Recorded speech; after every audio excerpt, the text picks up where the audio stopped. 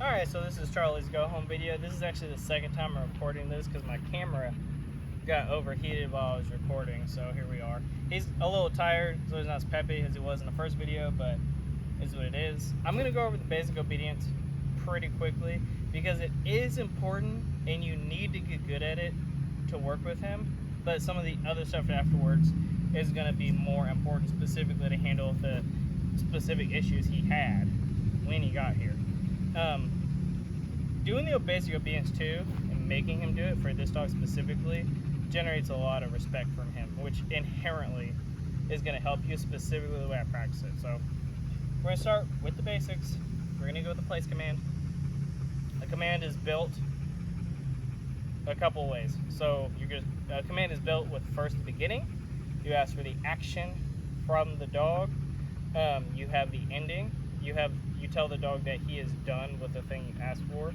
Usually it's break, and in this case it is. And then yes and no, positive and negative markers. When he is outside parameter of the command, no, and then a correction. At different points inside of command, we're asking for it when he accomplishes something correctly.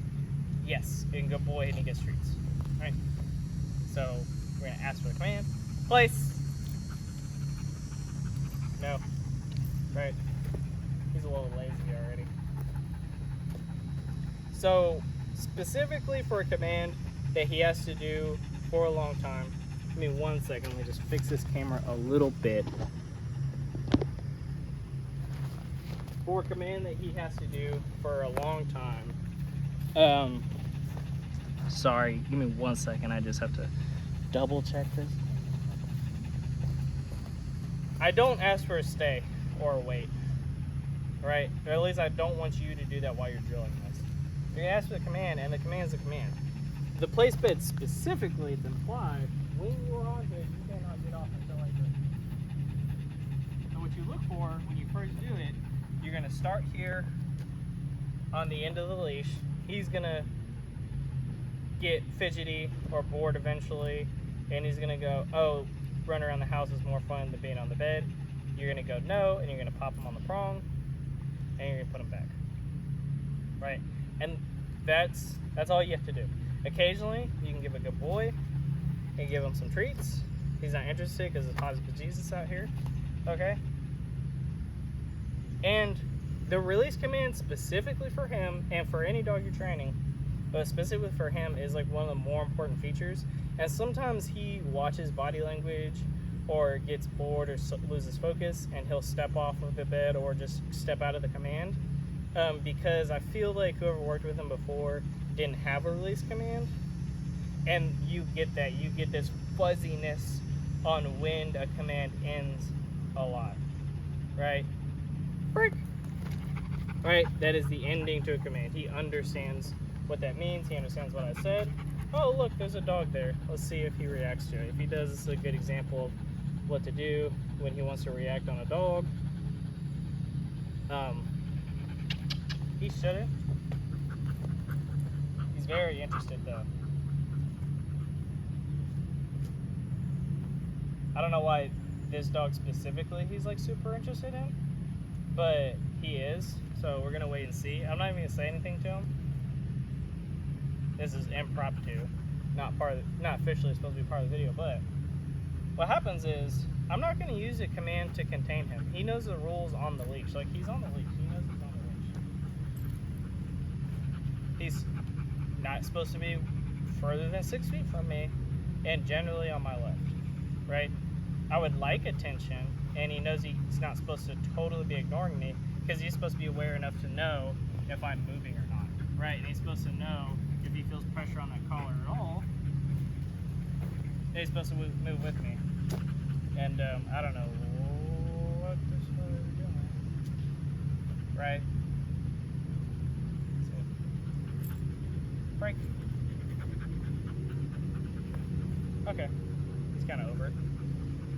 The dog's still behind the camera. Right? So he's supposed to follow me about that. If he gets to the end of the 6 foot bubble, it's an automatic correction. Not really even a correction. Just pressure, remind him what he's he's supposed to be doing, you know?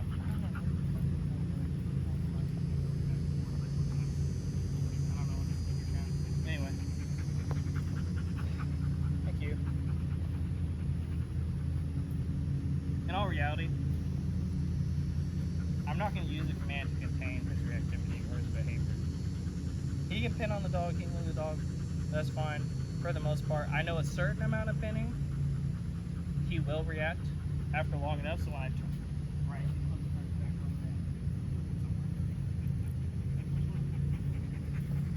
there's certain behaviors and certain times, specifically reacting on dogs, people, and or squirrels. If that leash wasn't there, he would just be gone. You just have to correct that. It's not true. He's gonna take off, he wants to chase his dog, and you give a correction. And that really wasn't even that hard. And you shouldn't have to correct him that hard. But if you correct him and he walks through it like he's walking through bullets, you have to do it harder. You can't give a correction that he doesn't respond to. If you give a correction and it looks like this and he doesn't even flinch and he's still doing the thing he's doing, that's not a correction.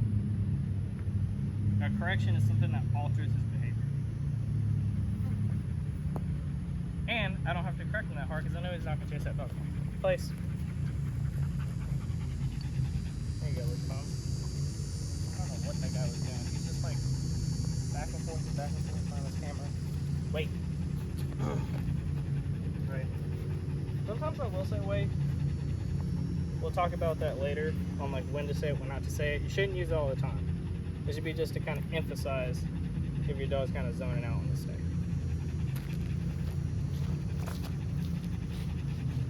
I feel like I'm going a little fast. After you watch this video, tell me, and we'll talk about that during the sessions. This is also my second time doing it, so. Break.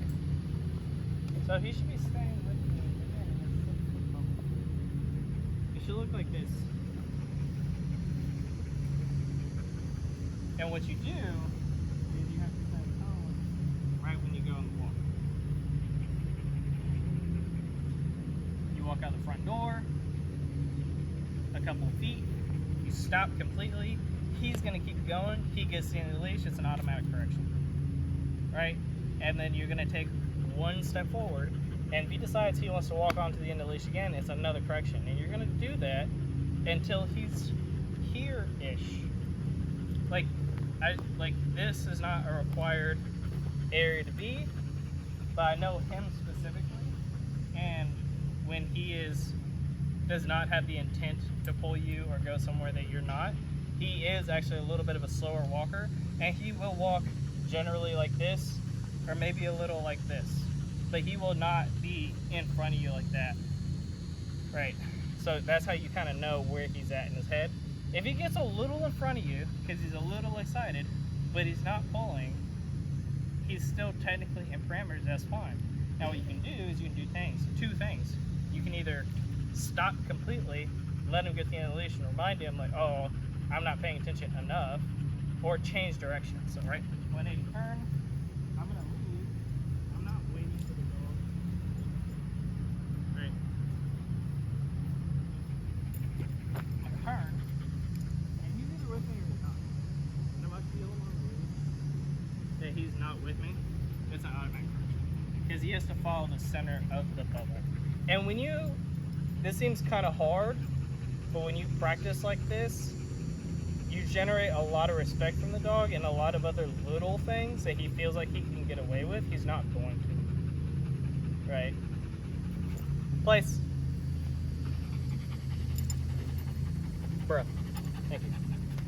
He's not going to. I would recommend the place command about 10 minutes every day when you're making dinner or watching TV or something like that. And then you're gonna start the first day, you're gonna hover over him like this. You're gonna have the leash on, you're gonna have equipment on, and you're gonna be right here.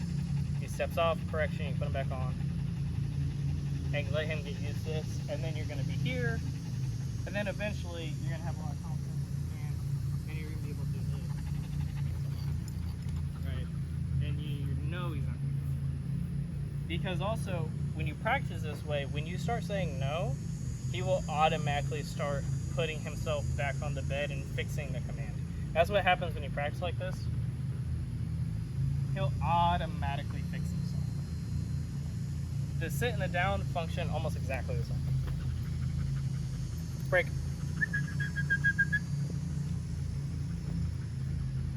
Charlie. Down. Down. He's a little slow on the down for some reason. He doesn't always like doing it. Come here. Down. He's also hot and tired. So, for the down, if he doesn't want to do it, let me start over. He's a little slow on the down. He doesn't like it. Once he gets to the position, he's actually really good about it. But I also haven't put a lot of emphasis in getting to there quickly. Break. So I've used a lot of food and asked him to get there. He's not deaf. He knew what he said. To speed up the command a little bit. Down. I'm giving him like 1 Mississippi. I'm putting pressure on the collar right away. And it's not even a lot. Break. And you would fix the command the same way. So if he's in the down already and he starts to stand up, you're gonna pull straight down on the collar to put him back in that down. And if he's just blatantly coming out of the down, you're gonna give a pop on the collar and then pull him down. Down. 1 Mississippi.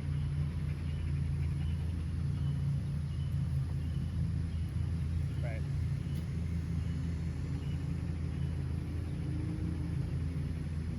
So you kind of put a little urgency in that command instead of lollygagging,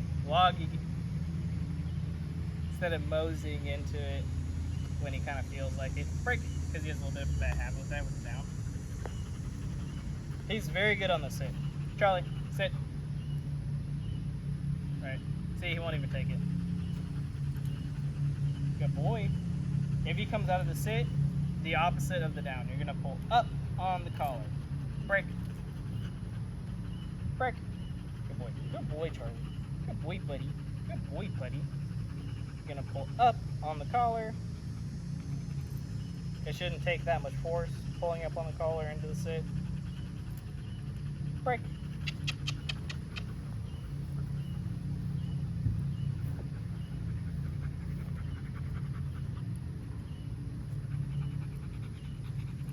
Right. Place. Break. Place. Let it hang out here. So we're gonna go over how to use. No. Ooh. No. Place. He thought the leash was off of him.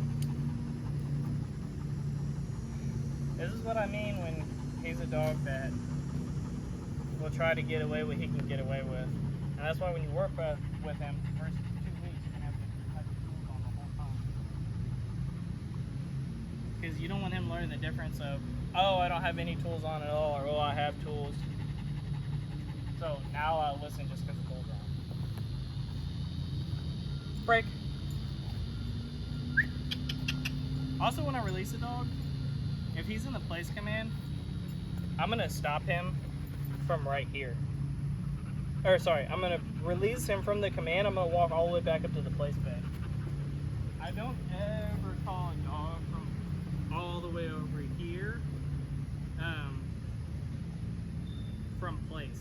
I don't want him to have the expectation that he can get off the bed from over there. I want him to only think that he can get off the bed when I'm right here. Place.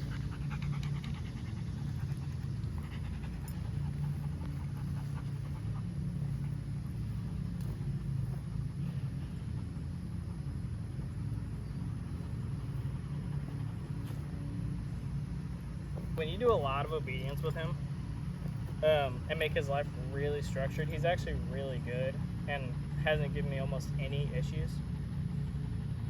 Break. I'm going to show you some of the recall. So I have the e-collar. It's set to 3. It goes from 0 to 100. Set to 3 in the electric setting. This is associative behavior, right? So when I put the stem on the e-collar, I call him at the same time. When he's almost to me, it comes off. Right? It's not a corrective level. I'm not hitting this when he's doing something he's not supposed to be doing. I'm showing him that if he feels this pressure on the e-collar and hears me calling him, it means to come back to me. I don't know if he'll not follow me around. Sit. Again, I don't usually like to call. Wait. I don't usually like to call a dog. Sit, stay. But he'll follow me around if I don't. Here. Here. Good boy. Good boy. Come here.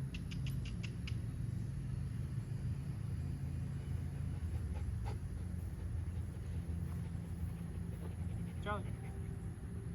Sit. Wait. No. Wait. No.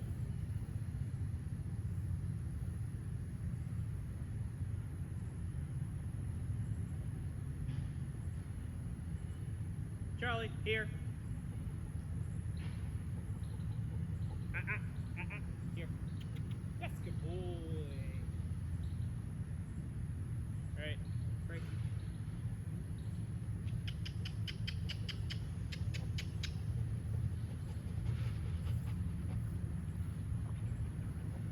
Sit. Wait. Okay, so what I'll do on. No. Come here. Charlie, come here. Yeah, so what happens is we've trained this so much that my body language kind of like walks away from him and like that, and then turns to him and faces him. He like kind of knows I'm coming, so he's kind of coming prematurely. No. Right. So I'll put my hand up when the collar's on. Here.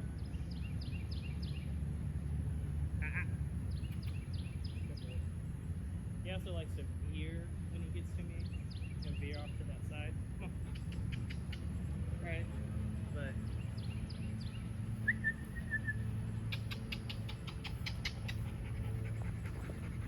place.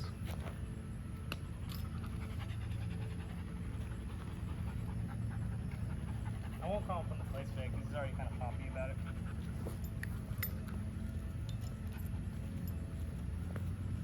Oh, he wants to get out of the. He's hot. He's trying to get out of the shade. Or get out of the sun. Come here, buddy.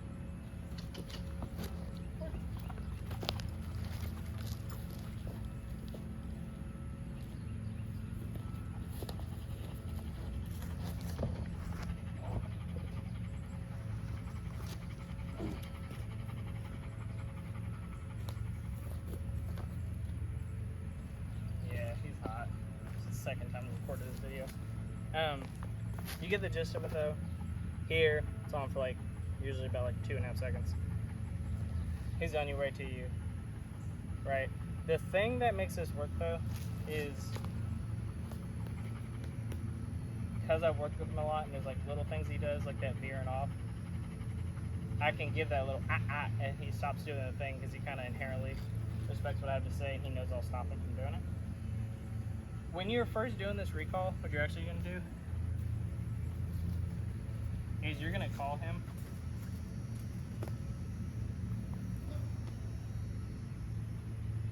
And you're going to do this, and you're going to reel him all the way to you. The first, like, maybe 20 times a day. Alright, his hand over hand. People love wrapping the leash up like this. Don't do it. Let it loose. Let it hang like this. One hand going underneath the other hand. Boom, boom, boom, boom, boom, boom. I'm pulling him to me like this. If he gets around his arms, it's okay. It's pulled forward. All the way to you. Good boy. Once he gets to you, you step on this leash. And he can't go anywhere until you release him. Right. So break. Okay.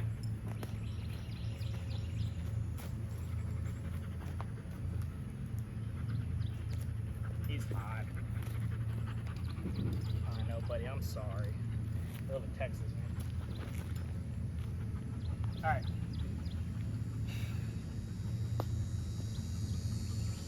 We're gonna address specifically the really high intensity stuff, the chasing squirrel stuff, and the reacting dogs. I'm gonna bring a dog that's a little nuts. You're gonna practice, and you're gonna give him those corrections, and you're gonna tell him not to react to the crazy dog, and he's gonna believe you when you say it, and we're gonna drill those high intensity situations so you know exactly what to do. The second thing is no more perimeter barking at all. So front door, he's not allowed to react to it. I'm gonna come over, we're gonna practice it, I'm gonna knock on the door, he's gonna go nuts at the door, you're gonna grab the leash, you're gonna correct him, and you're not gonna let him within 15 feet of that front door, and you're gonna do it until he stops barking. I haven't decided you might use e-collar for that or not. We're gonna try it manually first and see if it works, but that'll be the only corrective thing you use e-collar for, okay, is actually the front door. Because it kind of doesn't work anywhere else. Like your other problem with him is he is strong. He's a strong dog. If he's elevated at all, you don't rely on this e-collar. It won't work. This will not stop him in his tracks. You can put this all the way up, and if he's elevated, it will not stop him. The only thing that stops him is him believing that you'll stop him. That's why we use it for the recall for command. It's associative. Once he feels this, you know, generally 1, 2, 3. Didn't even call him. Right. Come on. Place.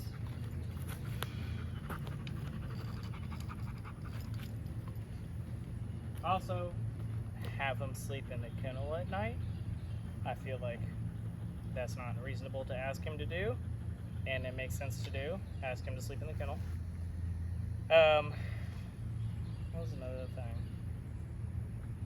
First 2 weeks when he's home, no marking at all for him. You can lax on it after that, but for those first 2 weeks specifically, let me check.